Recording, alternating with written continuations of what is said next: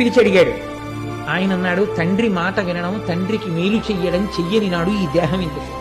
కాబట్టి నాన్నగారు, నేను సంతోషంగా మీ వృద్ధాప్యాన్ని తీసుకుంటాను, నా యవ్వనం మీరు తీసుకోండి, మళ్ళీ మీకు ఎప్పుడు కావాలి అని అనిపిస్తే అప్పుడు నా యవ్వనాన్ని నాకు ఇచ్చేసి మీ వృద్ధాప్యాన్ని మీరు పుచ్చేసుకోండి అంటే వెంటనే ఆ పూర్వు దగ్గర ఆయన యవ్వనాన్ని పొంది ఒక 1000 సంవత్సరముల పాటు, ఆ రోజుల్లో ఆయుర్దాయాలు అటువంటి, దశరథ మహారాజు గారు 60,000 సంవత్సరములు బతికాడు.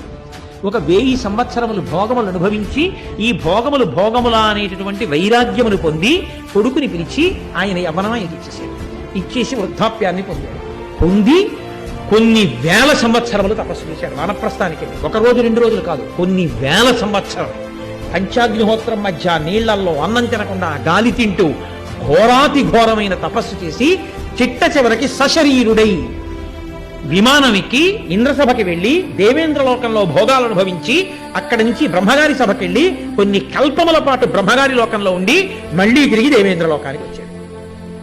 ఇంత తపస్సు చేశాడు. ఇన్ని 100,000 సంవత్సరములు అన్నాడు ఇంద్రుడు. ఆయన్ని చూసి అన్నాడు, కొన్ని వేల సంవత్సరాల క్రితం నువ్వు ఇక్కడికి వచ్చావు, కొన్నాళ్ళు ఇక్కడ భోగం అనుభవించావు, ఏకంగా బ్రహ్మసభలో కొన్ని కల్పముల పాటు ఉన్నావు, మళ్ళీ తిరిగి ఇక్కడికి వచ్చావు, ఎంత తపస్సు చేస్తే ఇది సాధ్యమైందయా? ఇంత గొప్ప తపస్సు నువ్వు ఎలా చేయగలిగావయా అని అడిగాడు. అడిగితే ఏయా తిన్నాడు. ఇంద్రుడా, నువ్వు అడిగావు కాబట్టి చెప్తున్నాను. సురులు కాని, దేవతలు కాని, దైత్యులు కాని, యక్షులు కాని, రాక్షసులు కాని, మనుష్యులు కాని, ఖేచరులు కాని, సిద్ధులు కాని, మునిగణములు కాని నేను చేసిన తపస్సు లాంటి తపస్సు చెయ్యగలిగిన వాళ్ళు లోకంలో లేరు అన్నాడు.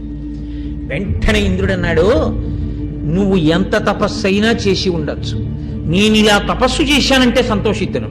మిగిలిన వాళ్ళని పెద్దలని పట్టుకుని వాళ్ళని చేసి వాళ్ళు నాలా ఏం చేయగలరన్నావే, ఈ అహంకారానికి నీ పుణ్యం నశించిపోయింది, పో భూమి మీద కదా.